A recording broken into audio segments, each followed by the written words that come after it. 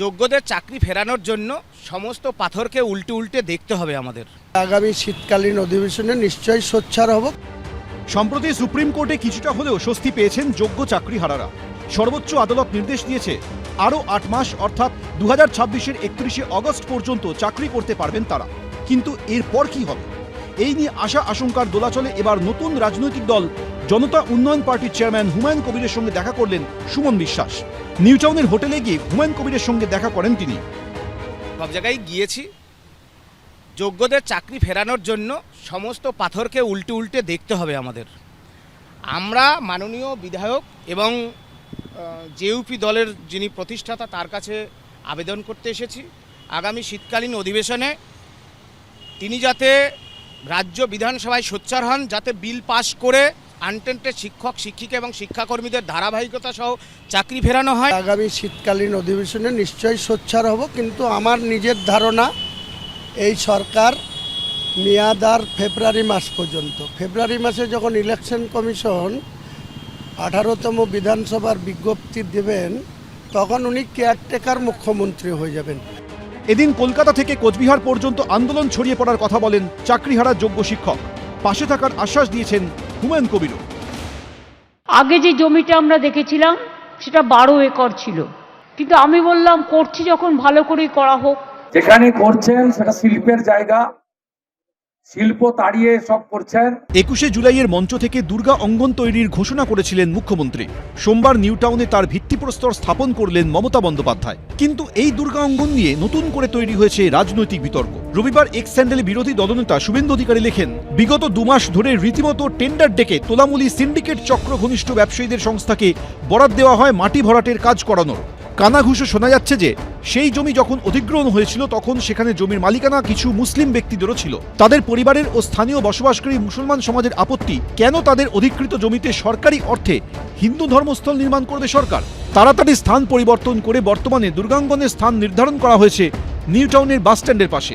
এবারের চিহ্নিত জমি শিল্পের জন্য নির্ধারিত ছিল। সোমবার নিউ টাউন অ্যাকশন এরিয়া 1-এ দুর্গা অঙ্গনের ভিত্তিপ্রস্তর স্থাপন করেন মমতা বন্দ্যোপাধ্যায়। একটা বড় জিনিস করতে গেলে তার জন্য কার পার্কিং, দোকান, কালচারাল পারফরমেন্সের জায়গা, সংস্কৃতি, কৃষ্টি, পূজা অর্চনা সব কিছুই রাখতে হয়। এবং সেটা যদি করতে হয় তাহলে যদি একটু বেশি জায়গা পেতো আরও ভালো হতো। তারপরে দেখলাম এই জায়গাটা 17.28 একর, এটা খুব বড় জায়গা।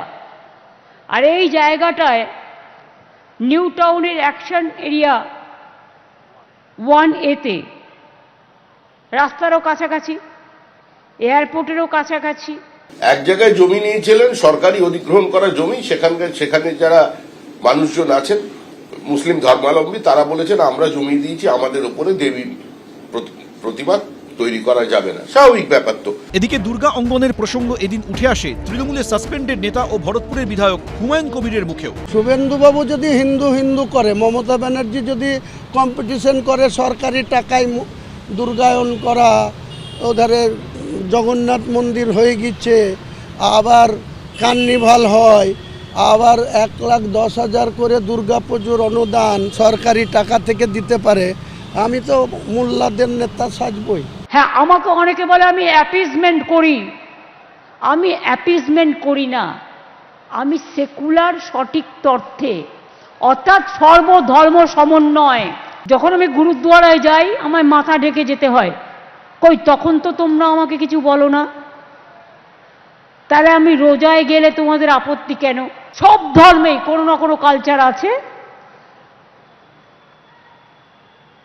সেই কালচারটা আমি যদি বলি মানবো না, হয় কখনো ভেঙে দিচ্ছে, লুটে নিচ্ছে, তছনছ করে দিচ্ছে, কে থাকবে কে থাকবে না। অন্যদিকে দুর্গা অঙ্গনের জমি নিয়ে লাগাতার আক্রমণ শানিয়ে যাচ্ছে BJP.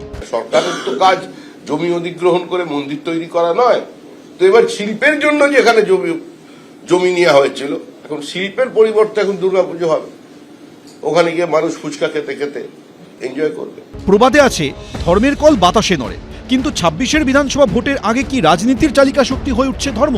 Asabul Hossain, Dipak Ghosh, Vuitton Chakraborty, ABP আনন্দ। এবিপি আনন্দ, এগিয়ে থাকে, এগিয়ে রাখে।